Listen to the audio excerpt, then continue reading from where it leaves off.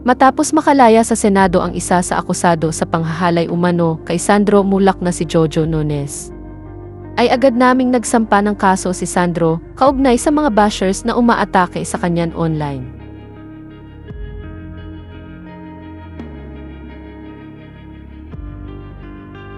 Inireklamo ng yaong aktor na si Sandro Mulak sa National Bureau of Investigation ang tatlong netizens na nagkakalat ng fake news ukol sa kanya sa Facebook at DAC o Twitter.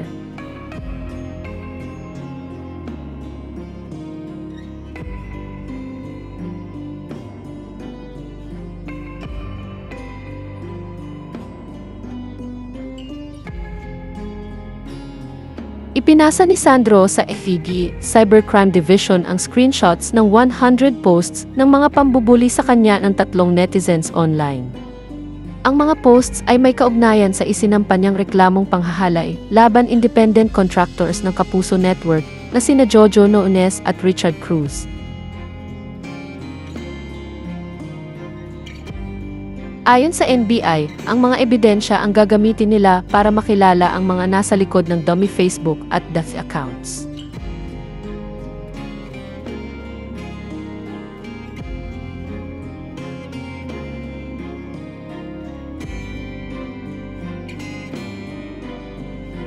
Kaugnay nito, umapela sa publiko ang lolo ni Sandro na si Alex Mulak na respetuhin ang privacy ng apo.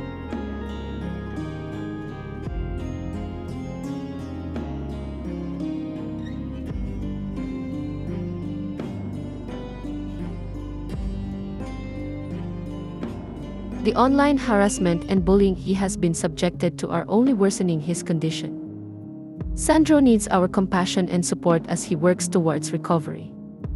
We appreciate your understanding and respect for his journey towards healing.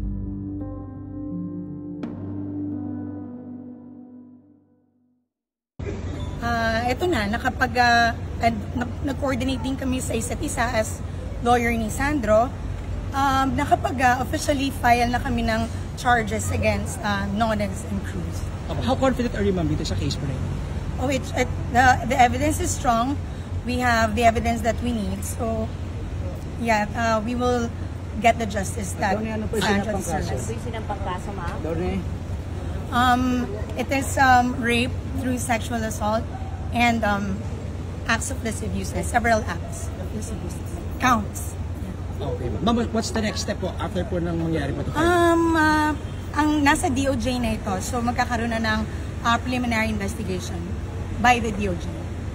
Thank you so much, ma'am. Salamat po. Kasabay po ito ng Senate mamaya, ma'am, no?